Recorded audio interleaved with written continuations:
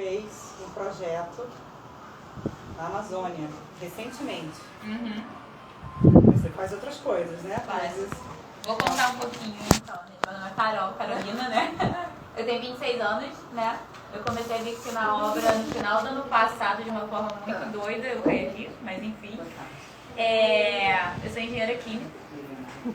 Então, não trabalho exatamente com engenharia química também. Eu trabalho no marketing, enfim. Mas no final do ano passado eu caí num projeto, no ano novo, no meio da Amazônia, num projeto social que eu estava querendo fazer desde antes da pandemia, e aí surgiu uma oportunidade e eu fui. Então é um projeto muito, muito lindo de um instituto que se chamou depois Universidade do Amor, onde até o lema deles é "Use amar, aprender e ensinar com os povos da floresta". Então eu vou contar um pouquinho de como é essa universidade e depois vou contar como é que foi a expedição lá, e aí a gente vai trocando ideia.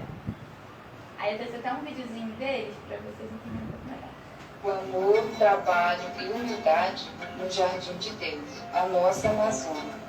Em um ponto equidistante entre o Atlântico e o Pacífico, um grupo de amigos voluntários ouso amar. Compreendemos que somos todos irmãos e que tudo está interligado. Cooperativamente trabalhamos junto ao povo indígena e ribeirinho, com base no puro amor incondicional.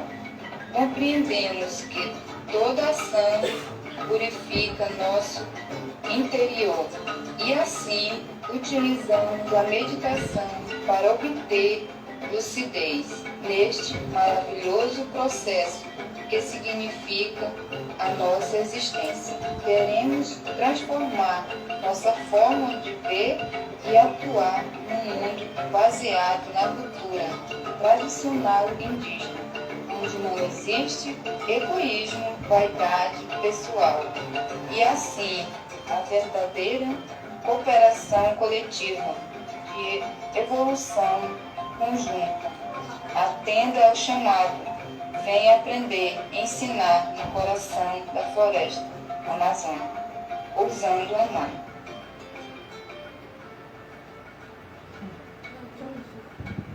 Então esse é um videozinho deles, né? Se vocês perceberem, foi até uma própria pessoa que não sabia ler nem escrever, que aprendeu junto lá da universidade, que narrou. Então é muito lindo esse processo. Então a Universidade do Amor, ela tem o intuito de fazer um trabalho voluntário no Rio Negro. Então, você chega em Manaus e pega um barquinho e você vai subindo no Rio Negro, né? E ele tem o intuito de estar passando em comunidades ribeirinhas ou indígenas, dando assistência de saúde através de um barco ambulatório. Aí lá tem atendimento médico, então tem alguns voluntários que são médicos que vão lá fazer o atendimento. Tem o atendimento odontológico, que é uma grande dificuldade, né? Porque você tem muito utensílio que você tem que levar, então você tem que levar realmente um consultório lá para dentro. Então o pessoal dentro do barco realmente tem isso. E eles também fazem ações preventivas e se eles percebem que tem alguém com uma necessidade maior, eles acham um tratamento aqui na cidade, ou seja, no Sudeste. Então se alguém tem câncer, coisa do gênero, eles bancam todo esse cuidado com o pessoal. Além disso, fazem essa parte de educação, cursos práticos de formação na sede. Então, é muito bizarro como o Brasil é muito diferente. Então, a gente está aqui no Sudeste, no Rio de Janeiro, a gente vive na nossa bolha, achando que todo mundo vive igual. Não vive igual. Eu tenho a oportunidade, pelo meu trabalho, eu já viajei em muitos lugares do Brasil, desde o Sul até o Nordeste, e indo para o interior, e o Brasil é muito único. E aí a gente fica vendo até essa politicagem, né, que existe tudo, a gente fica brigando, a gente não, os governadores ficam brigando, só que é muito diferente. Eu acho que deve ser muito complexo você tentar achar um quebra-cabeça para tudo.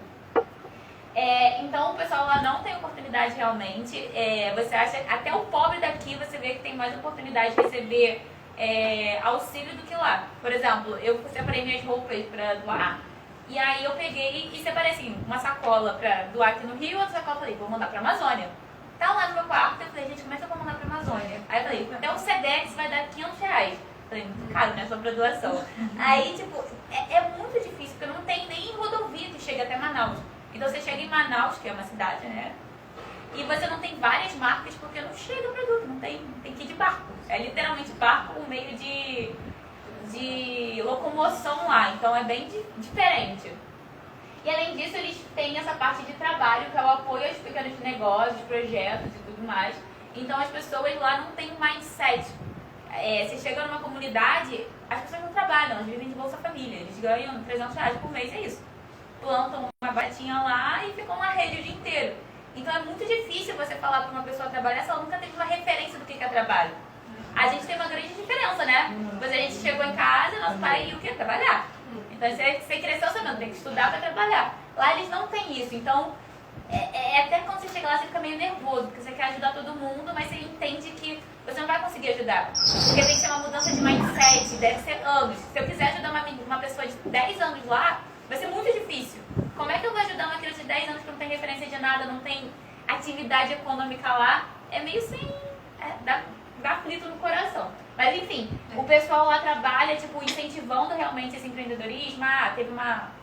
Teve uma família lá que eu conheci, que eles estavam abrindo uma padaria, então comprou forno, e aí eles têm toda a parte psicológica de acharem que eles não são capazes, e aí eles vão incentivando a criar isso.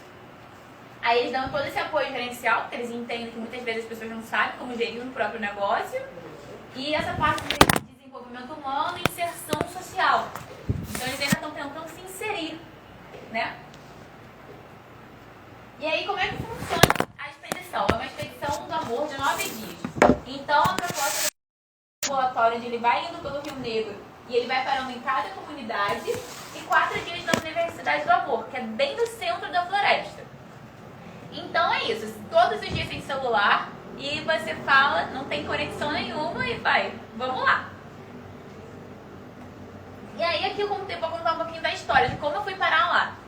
Então teve, quando foi? Em 2018, em novembro de 2018, uma amiga minha chegou e falou assim, vou fazer uma expedição na Amazônia. Aí eu falei, caraca, que irado, né? Eu quero ir, vamos junto. Mas enfim, pelo meu trabalho não dava pra ir, ela ia tipo no mês de janeiro. Eu falei, nossa, em 2020 eu vou pra Amazônia. E aí vim pra pandemia. Aí eu falei, impossível. Só que eu tava com isso na cabeça, eu quero ir pra Amazônia, eu quero ir pra Amazônia, eu quero ir pra Amazônia. Tinha um lado meu que era tipo assim, quero ir pra Amazônia pra conhecer? Tinha, com certeza. Aí eu achei um trabalho social, falei, nossa, vou unir o útil ao agradável, não vou mentir. Mas enfim, eu sempre tive muita curiosidade de saber como é a Amazônia, como é que é uma floresta, como é que tá nesse meio por ser tão diferente. E eu sempre falei assim, gente, se eu não for agora, nunca mais eu vou. Eu falei, depois vou ter filho, vou casar, não vou levar a criancinha pra Amazônia. Então eu falei, se eu não for com 20... porque eu tinha 25 anos, né? Se eu não for com 25, eu não vou mais. E aí até que um dia, eu tava, foi mais ou menos em outubro, novembro, eu fui ver no Instagram e eu vi que eles lançaram uma expedição pro Ano Novo. E aí eu falei, gente, perfeito. Aí eu tava voltando de viagem de São Paulo, e eu falei, eu vou pra Amazônia. Aí não falei pra ninguém. Aí eu falei, gente, eu vou sozinha pra Amazônia? Aí eu falei, eu vou sozinha. Porque se eu falasse pros meus pais, você acha que meus pais iam apoiar eu ir pra Amazônia? Obviamente não. Eles falaram, Carolina, você é doida, pão de mosquito, tem cobra, tudo mais. E aí eu tinha muito um lado meu que eu tava querendo fugir. Eu tava num processo de caminhada espiritual, vamos dizer assim, que eu tava querendo mudar. Eu tinha a Carol e a pandemia ajudou muito a entender essa minha parte espiritual, onde eu queria ser, a mulher virtuosa que eu queria ser. E durante o Ano Novo, eu já cometi vários deslizes, vamos dizer assim. Então, alguns trauminhas, eu falei, gente, eu tenho que fugir do Ano Novo do Rio. Porque eu gosto de festa, eu gostava de festa e tudo mais. E eu falava, gente, se eu ficar no Rio, eu vou acabar indo pra alguma festa com um dos meus amigos. E vou beber, vou fazer só o que eu não quero fugir. Foi isso. Aí eu falei, aí meu irmão até mais velho falou assim, mas Carol, você tá fugindo. Eu falei, exatamente, eu tô fugindo. Esse é o objetivo. Eu tinha feito a mesma coisa no carnaval. No carnaval eu fui pra Capitólio, ali em Minas Gerais, fugindo do carnaval. Eu falei, gente, eu não quero passar o carnaval aqui. E as pessoas ficam me chamando, eu não quero participar, e eu fui embora. E aí eu falei, por enquanto eu não tenho força suficiente pra dizer não, então eu fui. E aí foi aí que eu comprei uma passagem pra Manaus e transferi R$600 lá pra universidade pra pegar minha vaga. Aí eu fiquei, gente, meus pais vão me matar, eles sabendo que eu vou sozinha pra Amazônia passar o Ano Novo ainda. Eu falei, eu vou passar o Ano Novo com ninguém que eu conheço. E aí, enfim, depois eu contei pro meu pai e pra minha mãe, falei, gente, já paguei. Agora tem que ir. Aí o meu irmão mais novo, que esse é daí, ele falou, ai, Carol, eu quero ir. Ele tem 20 anos. 21 agora. Aí eu falei, pede pro meu pai, vê se ele paga pra você. Enfim, no final eu fui falar com meu pai, aí meu pai deixou ele ir só pra eu não ir sozinha, basicamente isso. Aí ele ficou, Carol, suas brincadeiras me saem caro, minha filha. Você vai enfrentar no meio da Amazônia. E enfim, ainda mais que eu tava na época de Covid e tudo mais, todas essas precauções, mas enfim, eu sentia que era... Eu sempre tive muito essa vontade de fazer trabalho voluntário, eu sempre fiz. E eu sempre senti, cara, por que eu não vou fazer um trabalho voluntário? Sempre fiz aqui no Rio, na verdade. Falei, mas tem muitos outros lugares que tem essa necessidade também. E aí eu juntei, eu querendo fugir do Rio de Janeiro, porque eu não queria cair nas tentações que tem aqui. Eu queria me aprofundar espiritualmente. Eu falei, gente, como deve ser grandioso você passar uma virada do ano de uma maneira totalmente conectada, totalmente, tipo, transcendental, ao meu ver, de comunhão com Deus realmente. E aí tinha esse meu lado querendo, eu querendo fazer um trabalho voluntário, eu querendo conhecer a Amazônia. Eu falei, é nóis, é bom. Na verdade, você queria encontrar, você queria fugir de uma situação e encontrar com Deus, exatamente. Ter uma experiência mais profunda com Deus, porque eu tava nessa caminhada, então eu tava buscando cada vez mais estar mais profundo. E durante a pandemia eu tive muitos momentos com Deus, de conversão, de comunhão. Então eu tava seguindo um caminho. Eu falei, gente, quero me manter aqui, né? Achei que era ficar. Achei que era ficar. E aí foi isso, eu fui de mochilão, aí o mochilão rosa que eu peguei emprestado. Durante a pandemia, levei meu irmão mais novo comigo. Aí a gente falou, bora, vamos pra Amazônia. E aí a gente chegou, entrou no riozinho, né? Lá no Rio. Você chega em Manaus, pega um Uber até um porto que não é um porto, é tudo de areia, você vai andando com a mochila em cima da cabeça. E aí você entra no Padma e a gente entrou numa comunidade indígena. Foi o primeiro lugar que a gente parou. Então a expedição no Padma, você ia parando na beira do rio para encontrar o povo. E aí tem uma coisa muito interessante, que tem a diferença entre comunidade indígena e comunidade ribeirinho. Que comunidade indígena são as pessoas literalmente que estavam no Brasil antes da gente chegar, os portugueses, os europeus chegarem aqui. Então, essa daqui... Aí tem muita gente que pergunta, como é que eles vivem, né? Será que eles andam assim, com essa cocara e tudo mais? Não, eles vivem de roupa. Mas eles aqui, eles ficam muito felizes quando alguém chega lá. E eles fizeram toda uma dança típica, mostrando como é que é e tudo mais. Foi muito legal, a gente tomou um café da manhã, onde eles mostram, eles levavam o café da manhã deles, típicos, e a gente levava um café da manhã nosso. E aí tinha toda aquela troca ali, aí você vê as criancinhas, o pessoal mais velho. As mulheres aí na dança ficam realmente sem nada nos peitos. E aí eles vendem os artesanatos. E aí, nessa comunidade específica, que é do Cipiá, eles basicamente têm várias casas desses estilos mesmo e vivem em famílias. Então vivem, eu acho que, se não me engano, 10 famílias diferentes e são de descendentes indígenas diferentes, porque essas estão mais perto de Manaus. Tem umas que estão mais lá pra dentro, que aí elas quase não têm contato com o pessoal da gente, né, vamos dizer assim. Então, como elas são divididas, então tem várias tribos que se comunicam ali entre si. E alguma das tradições deles por exemplo, que... como é que eu vou dizer? Por exemplo, esse daqui é o filho do cacique. E aí vai passando de geração em geração.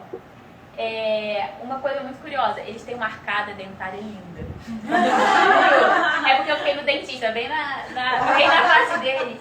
E aí eu fiquei, gente, que pessoal com dente lindo, tipo, certinho, branquinho. Eu falei, meu Deus. Muito, muito bonitos. Eles sabem pintar, tipo, essa criancinha aqui que me pintou toda. Eles são muito carinhosos. E tem uma coisa muito legal, que eu acho que tá nessa daqui, que aqui foi uma foto que tirou todo mundo, né? Foi muito legal que nessa expedição que eu fui, foram 3 pessoas italianas, um senhor de idade, uma menina de 16 anos e a mãe dela. E aí eles ficavam falando italiano também, o cara entendia várias coisas, mas estávamos indo. E aí foi uma coisa muito legal que eu aprendi sobre os índios. Que como a tradição antiga dele e como eles ainda são cristãos. Então eu fiquei muito surpresa quando eu cheguei lá e descobri que todo mundo era católico. Aí eu fiquei, gente, eles falando da Bíblia, eles rezaram antes, Pai Nosso, antes de todo mundo comer. Eu falei, gente, o que é isso? Nunca ia imaginar.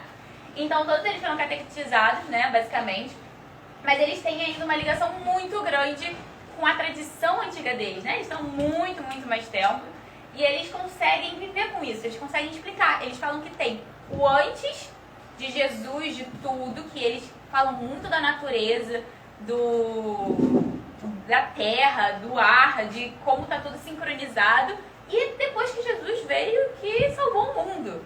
E eles conseguem, tipo, juntar tudo de uma forma muito simples na cabeça deles. Eu fiquei muito surpresa. Eu não estava esperando. Você vê que eles tinham uma espiritualidade muito grande e conseguiam juntar os dois. Foi muito, muito legal.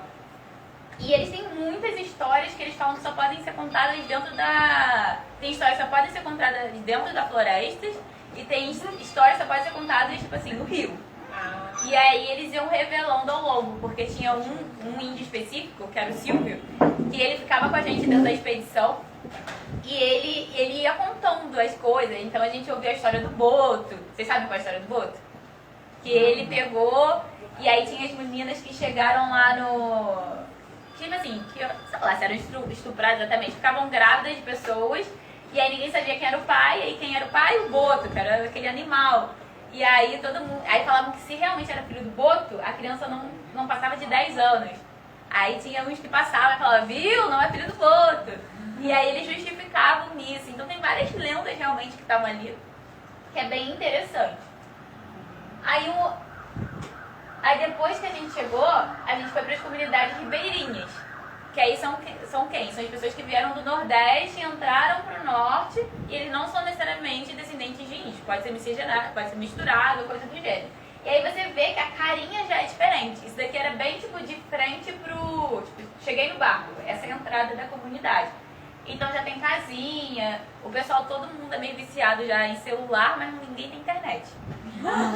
Exato, eles ficam lá jogando joguinho e eles não têm tomada. Então, tipo, é uma vulnerabilidade muito diferente. Então lá a gente não tá falando que você não tem celular, lá eles estão falando que a gente não tem luz. Então eles às vezes vão pra uma cidadezinha que se chama Abraão, ali perto, ele fica todo mundo carregando o celular e volta pra poder ficar lá. Então você vê também essa mistura bem engraçada. Que vontade de usar o celular. Valorize a sua tomada. Exatamente. Não é todo mundo que tem. E eles não têm luz de noite. Né? Então é muito diferente. E aí uma coisa muito interessante é que na Amazônia chove quase todos os dias. E lá eles combinam de sair antes da chuva ou depois da chuva. E se começou a chover, todo mundo já sabe que pode, tipo assim, cancelar nosso rolê, que não vai acontecer. Por quê? Com a chuva na floresta começa a cair árvore. E aí começa a ficar muito perigoso. E a gente eu conheci até um garoto que tinha 25 anos e ele tinha a cabeça, tipo, essa parte aqui toda pra dentro. Porque caiu uma árvore na cabeça dele. Então ele veio pro Rio, ele fez o tratamento, mas ele tem, tipo assim, ele não é retardado, mas ele é lúcido, mas a cabeça dele é total pra dentro. Porque caiu uma árvore na cabeça dele. Eu fiquei, gente, é bem intenso. E aí essa comunidade específica, ela trabalha um pouco mais com turismo, né?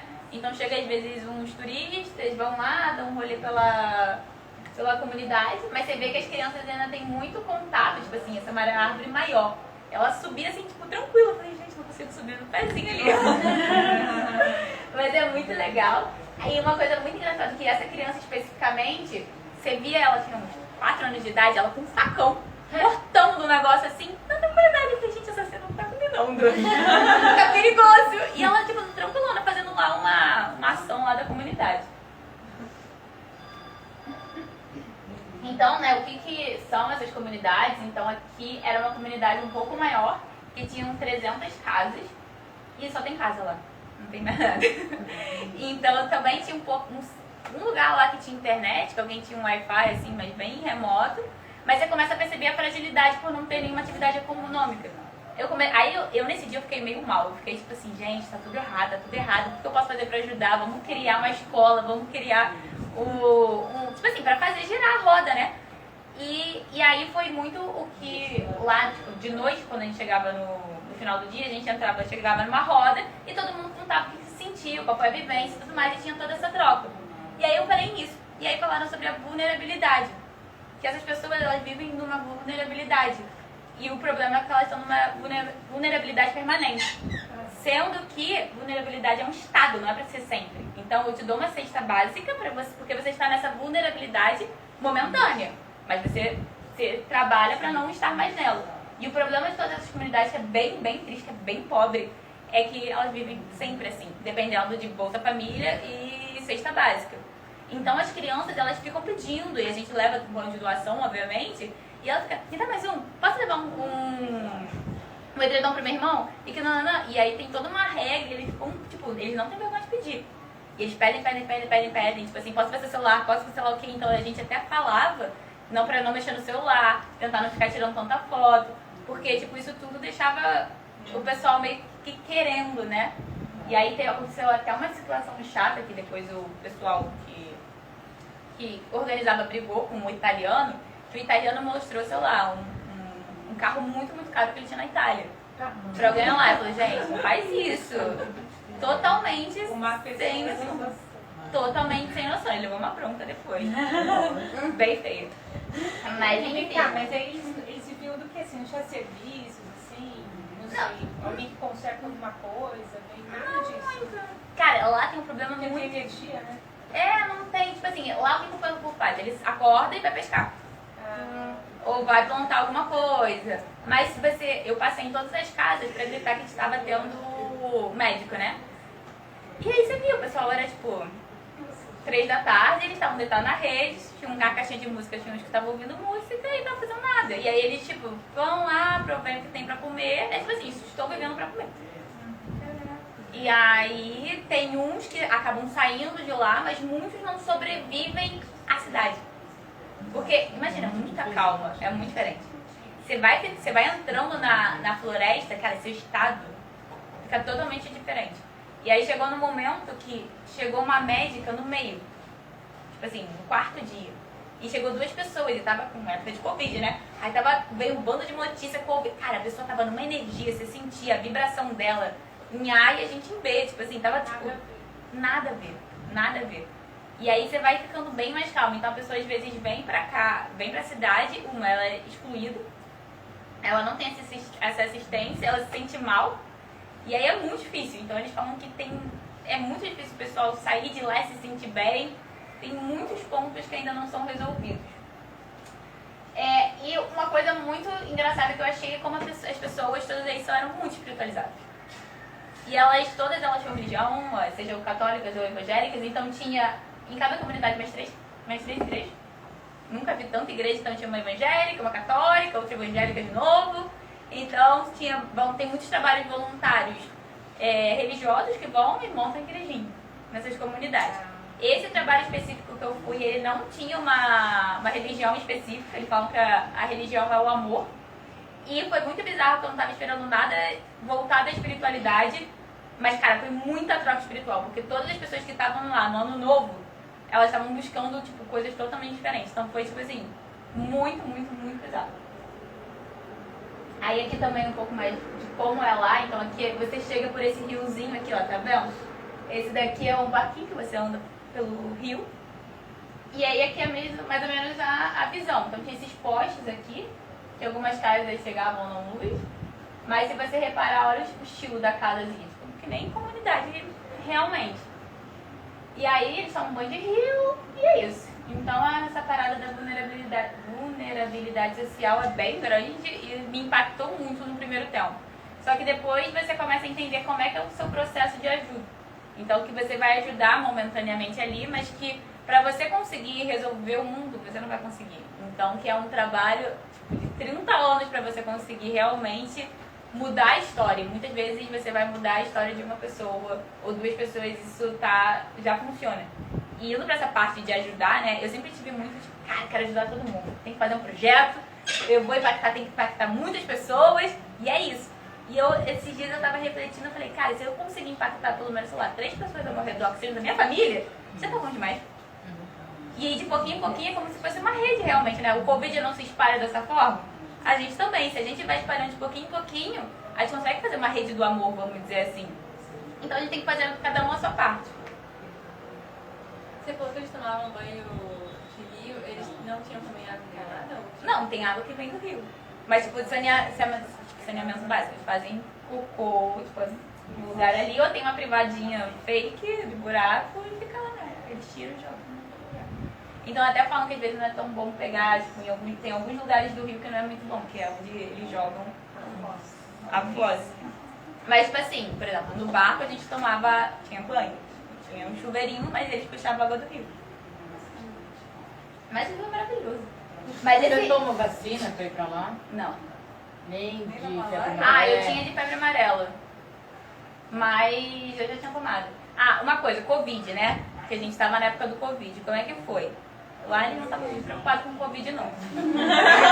Nem só foi. Nem um pouco. Não, Mas não, e foi muito interessante, porque o povo lá, ele não tá preocupado com o Covid, tipo, teve gente lá que já pegou, então, tipo, chegou numa comunidade, todo mundo pegou, mas essa de 300, que é essa daqui, tipo, não teve nenhuma morte, não teve nenhum nada, as pessoas só ficaram lá e tranquilo. Não sei, acho que eles passam por outros tipos de problema, então, nenhuma comunidade estava muito preocupada, só uma que a gente passou, que já estava bem perto de Manaus, que aí eles estavam mais escaldados, mas aí era porque estava mais perto da cidade. Aí aqui, mais ou menos, como é que funciona esse atendimento médico. Então, última coisa dos ribeirinhos, que eu lembrei agora, é que lá tem um grande problema de alcoolismo. já? Muito, muito grande. Então chega corote, eles estão lá que é perdição. Corote 51. O povo fica podre de bêbado. Bate mulher, tudo mais. É bem pesado nisso. A gente viu, tinham duas criançazinhas que eram gêmeas e elas eram muito retraídas, muito. Assim, sabe quando tem muito medo, você percebia que tinha uma coisa errada. E a dentista que tava lá, tipo, começou a investigar. Enfim, descobriram que, tipo, o pai dessas crianças batia na mãe e tudo mais, era totalmente reprimido e não tinha muito o que fazer. Isso que é o ruim, que você vê muitas coisas e a mulher não vai sair de lá, ela não tem pra onde ir, e aí é esse negócio que é da sociedade que é ruim. Lá não tem polícia, não? Lá tem escola? Tem escola, essa daí é uma escola bem legalzinha até. Mas é diferente, tem umas escolas menorzinhas, mas eles têm até, acho que não é até o ensino médio não. É que é, como é que é? Antes do ensino médio? Não, acho que até o nono ano mais ou menos eles têm. É fundamental. É, até o fundamental. Aí depois, se eles quiserem, eles têm que ir pra uma outra cidade. Só que é caro eles pra chegarem até lá, né? Porque tem que pegar barco, gasolina e tudo mais. Aí não necessariamente, as pessoas começam a trabalhar com a família lá. Aí o atendimento médico, né? Como é que era? Então, ou era dentro do barco, ou era em algum lugar dentro da comunidade, e era o evento do dia pra eles. Então, tava chegando o barco, todo mundo se arrumava, colocava a melhor roupa pra ir no carro. Um evento do dia. E aí fazia fila, o pessoal ficava lá feliz pra pegar. E aí eles ficavam, tô com dor na perna. E tem umas coisas que eram piores e outras coisas que não. Você via que as pessoas só queriam passar no médico? pra aquele momento. Mas por quê? Eles não têm médico lá. Então tem às vezes o governo que passa muito esporadicamente com também nesse mesmo estilo de barco e outros trabalhos voluntários. Só que com a pandemia que aconteceu, não tinha barco. Então foi bem difícil para eles também nesse sentido, porque muita gente do Sudeste, do Sul, não quis ir para lá fazer trabalho voluntário, porque eu não queria levar, mas ao mesmo tempo eles estavam morrendo de outras coisas, porque outras coisas continuaram acontecendo. Mas enfim, então pedia pressão e o tratamento era muito com fitoterápico. Como é que é? Isso aí. Por quê? Eram com coisas que eles conseguiriam fazer em casa. Então tinha muita gente que é viciada assim em remédio, que o povo lá quer um paracetamol, por favor. Tem um paracetamolzinho? Eu tô meio viciada nesses negocinhos também. Mas aí nesse trabalho eles vão muito para fitoterápicos, porque eles conseguem fazer o pessoal ir lá na universidade trabalhar e fazer o produto, e eles têm uma coisa que tem na Amazônia. Então eles não dependem do Sul ou do Sudeste para ter. E aí, se eles veem alguma coisa, algum caso mais sério, eles vão diagnosticar para ir depois para algum lugar, tipo em Manaus, outro lugar de assistência. E aí a vida no Padma, né? Você passar 5 dias no barquinho, eu fiquei, gente, eu vou ficar enjoada naquele lugar, não vou aguentar. Foi meu lugar favorito. Eu amei o barco. Então, tipo assim, é um momento de imensidão muito grande. Então, isso daqui era lá, tipo assim, era isso. O Rio Negro é gigante, parece um mar. Ele não é um riozinho que nem a gente vê aqui. Tipo, é uma imensidão e você fica olhando lá e você fica, tipo, viajando. Aí aqui mais ou menos como era o quarto, então esse era um barco novo, porque durante a pandemia o barco antigo afundou e eles tiveram que comprar todo um barco novo pra isso. Então agora já tinha beliche e tudo mais, foi super tranquilo. Aqui é a cozinha, então imagina você cozinhar com essa vista toda pro mar. Tipo, tinha 2 meninas lá que elas ficavam cozinhando pra gente, maravilhosas. Eu achei que eu ia emagrecer na Amazônia, eu comi pra caraca. Então eles comem, tipo, açaí, tipo, em todas as refeições, eles comem, tipo, aipim, direto, aipim frito, sabe? No café da manhã, mas aquela tapioquinha com bastante manteiga. Ai, gente, comi muito. Mas enfim. Mas foi uma experiência muito legal. Eu fui numa época de chuva, então chovia todos os dias. E no meu primeiro dia de tempestade, eu achava que não era nada demais. Eu peguei, fiquei deitada no meu quarto, lendo meu Kindle, falando, gente, tranquilo, né? Gostosinho. A chuva caindo e tudo mais. De noite, quando foi reunir todo mundo, eu descobri que era um momento de perigo. E aí eu fiquei, não sei. Aí felicidade do ignorante é muito feliz. Mas enfim, o outro barco virou exatamente numa tempestade. Então, toda vez que chove, eles param o barco em qualquer lugar que tenha pra ficar parado lá. Porque se você estiver no meio, você pode ser levado pelo rio. Seu irmão te acompanhou bem nessas paradas todas? Meu irmão ele tinha medo do rio. Porque o Rio Negro você não via nada, então você mergulha e você não vê seu pé. E aí ficam falando que tem aquele bichinho que vai entrar na uretra do homem e tudo mais. Ou pode vir um crocodilo. Meu Deus! Mas enfim. Hã? Crocodilo pode ver? Não pode. Você pega a lanterninha e você fica olhando o olhinho do crocodilo. Não, mas calma, não é tão assim não. Mas é à noite que eles acham. De noite. Ninguém vai arriscar. E não, mas em um lugar que você... Mas, por exemplo, quando você tá no meio do rio, você não pode pular. Porque ninguém sabe o que tem embaixo. Você só mergulha no rio, tipo, na beira. Então meu irmão tinha um pouco de medo do rio. Ele ficou no barco o tempo todo. Ele jogou ele no rio. E o quê? A gente jogou ele no rio um dia.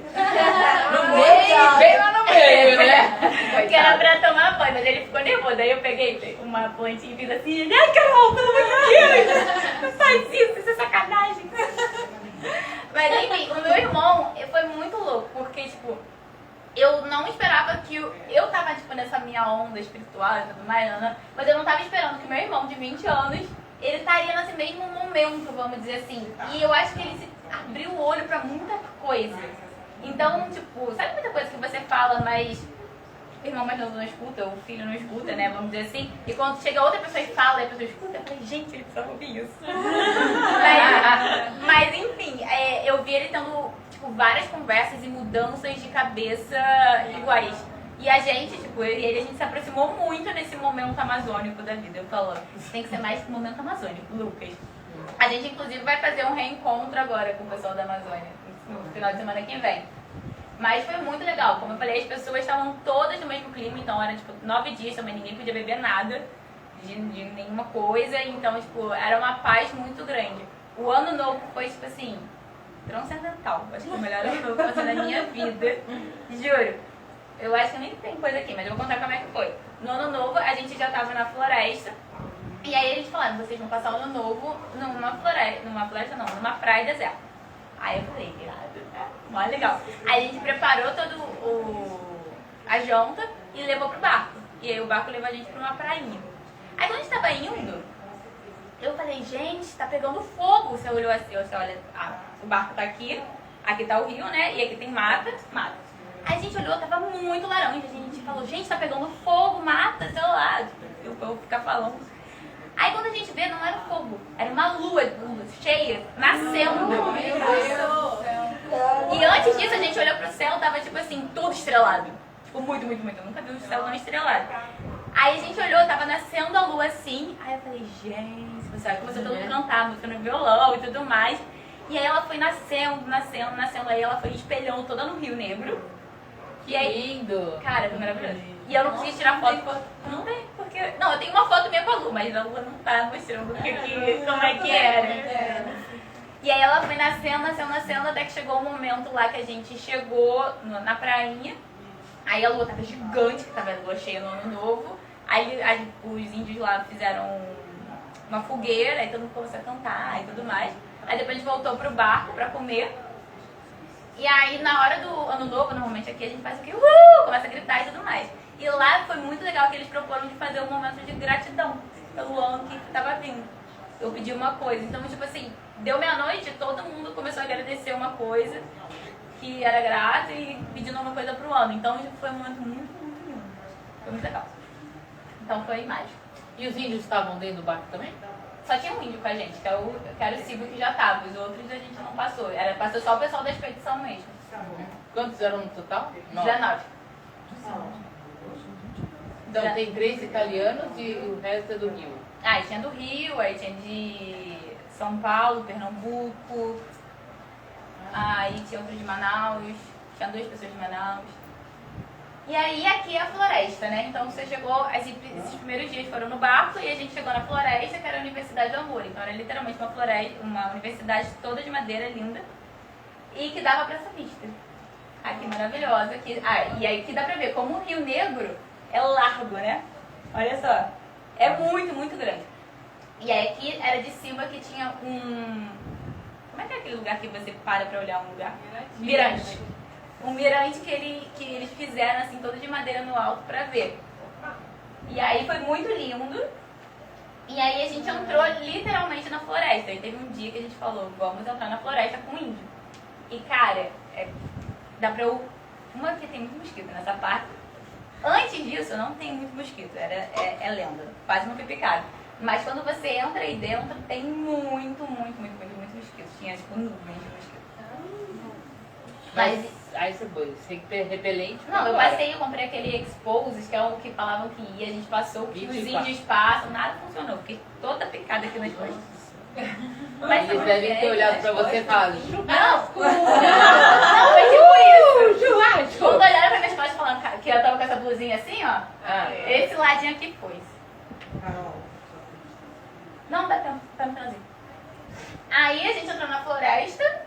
E aí o índio falava assim, que a gente não podia entrar gritando, porque ele falava assim, o problema do ser humano é que ele quer chegar achando que é o rei da cocada preta. Então que ele tá chegando num lugar que não é dele.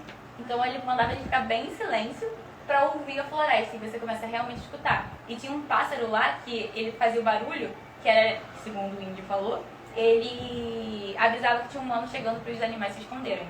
Então olha que loucura. Tipo assim, os animais se escondem da gente. que bom ser avisa pra atacar. E aí aqui foi muito legal que esse aqui é o Silvio, que era o índio. Ele pegou um cipó, esse aqui é um cipó, aí ele cortou assim e começava a beber água. Ah, que legal. Tem água no cipó. Tem. E é um tronco mesmo, literalmente. Subsistência. E aí era como o pessoal ia sair pra caçar e tudo mais e sobrevivia. Aí aqui é o cipó, tá vendo? Aí aqui era a vista da universidade. E aqui é um dos projetos que o pessoal fez, que era pra você literalmente construir uma tomada através da energia solar pro pessoal. Então era kit solar. Aí eu quero construir uma tomada. É muito legal. Você tem que desfiar o fio. Mas que não até, mas foi bom. Aí aqui mais ou menos pra vocês terem ideia do Rio Negro, como é bem escuro. Que nervoso. E é isso, gente. Isso é um pouquinho da Amazônia. Na bunda, meu